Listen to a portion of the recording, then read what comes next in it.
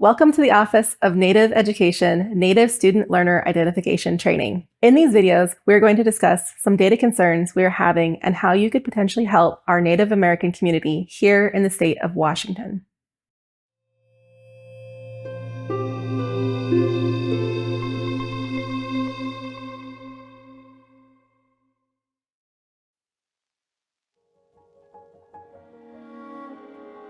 In our communities, relationships are everything.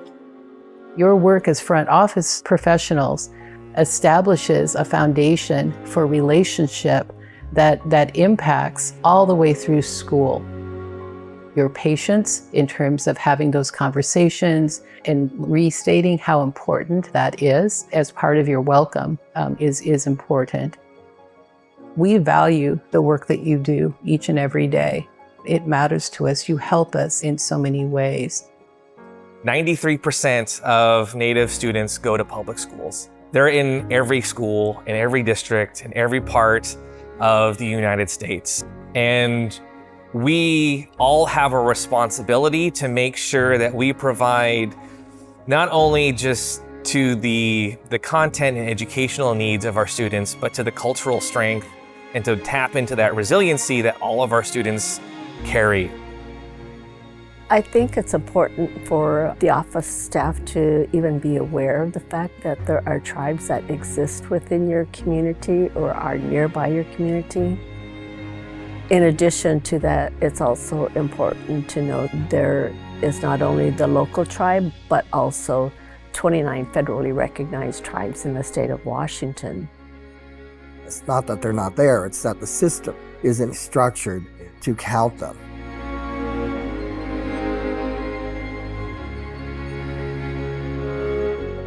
There's 3 categories that our students are being identified through. That first box is the Hispanic box. When that box is checked, regardless of what other identities are checked after that, the Hispanic race is reported from the district to the state level and then to the federal level. Other identities that you might be checking are not considered in the federal reporting that schools do to the state. When a family checks American Indian, Alaska Native, non-Hispanic, the student is reported as American Indian, Alaska Native, and that is what is reported at the state level. That one category is the category that is reported to the federal government for funding purposes at the federal level. There is a third category, which is American Indian, Alaska Native, 2 or more races. If you're checking the box that the student is non-Hispanic and 2 or more races, the student will be identified not as American Indian, Alaska Native, but as 2 or more races. We consider that category at the state level, but it is not reported to the federal level. Our students who are American Indian, Alaska Native, 2 or more races, and American Indian, Alaska Native, Hispanic, their identity as American Indian and Alaska Native will not be seen at the federal level in those 2 categories. And that represents over 2/3 of our students in this state.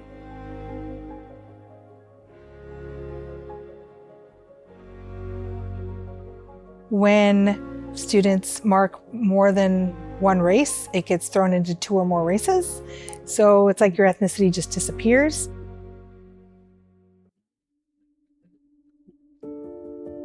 A lot of our funding is based off of data. It's really hard to fully fund programs at the level they need funded at without a proper data entry point. Each Native Ed program can only receive funding for the amount of Native students who qualify and register for said program. So those papers in hand mean that you have funds in the account. There was nothing identifying us as who we are as Native American people. Growing up and going into a public school and wanting to be accepted, it starts with the paperwork. It's important that when parents are turning in these different registration packets that our registrars take just a moment to go through the forms, make sure they're completed. And if they notice that the Title VI form is not completed, they provide at least one more opportunity for the parents, the guardians, to complete that form on behalf of their students to show that it is important to recognize and identify the student appropriately.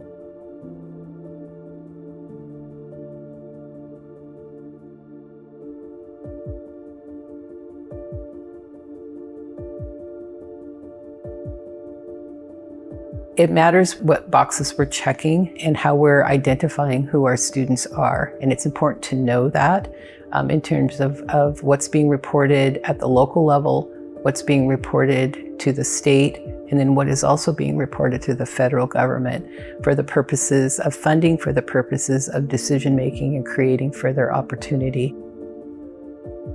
When it comes to identifying our students, our children, our nieces, our nephews, our grandchildren, it takes a lot of work and courage to be able to engage with school systems that traditionally do not have our best interests in mind.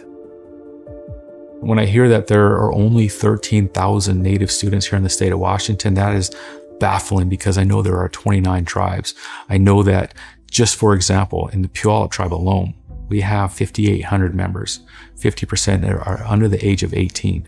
So when you factor that in and think about that there are 29 tribes here in Washington, it's mind-boggling that there would only be 13,000 just with the tribes here in Washington. Now, when you look at the areas where relocation took place, you have natives from so many different directions that live here in Washington. For example, in Pierce County, there are 27,000 natives in Pierce County.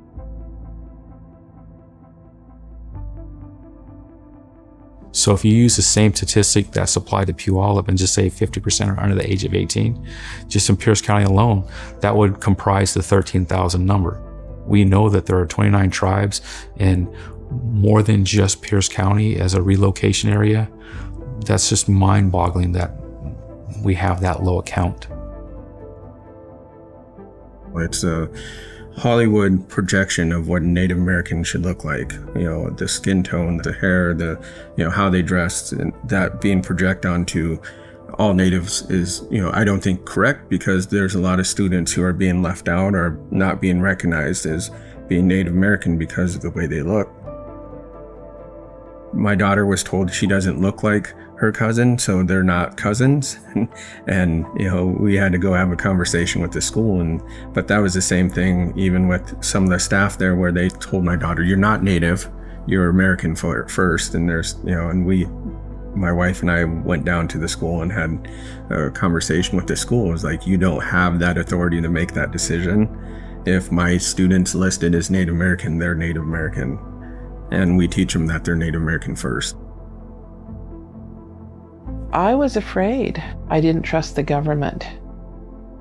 I wouldn't even do the census, because I felt like the government was just checking up on us, because we had non-Indians that came down and didn't agree with our fishing rights and shot at our boats. So I have compassion for our parents that don't fill out the forms. We heard a lot of the kids don't even check American Indian, even if they are American Indian, just because they didn't want to, admit to being Indian, and that worries me, because I always think back to my father. He said, son, there wasn't a lot of people that wanted to be Indian in the 50s and 60s.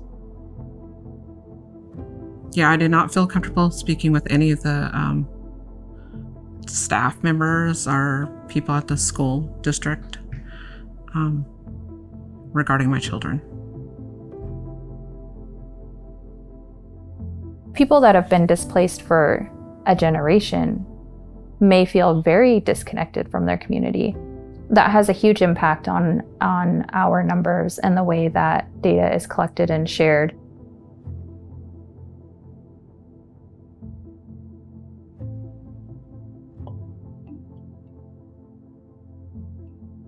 Office staff have way more touch points with families than we can in district offices, or even at OSPI. We don't have that contact with them every day or during enrollment. So they really are helpful in identifying if students are eligible to fill out those papers.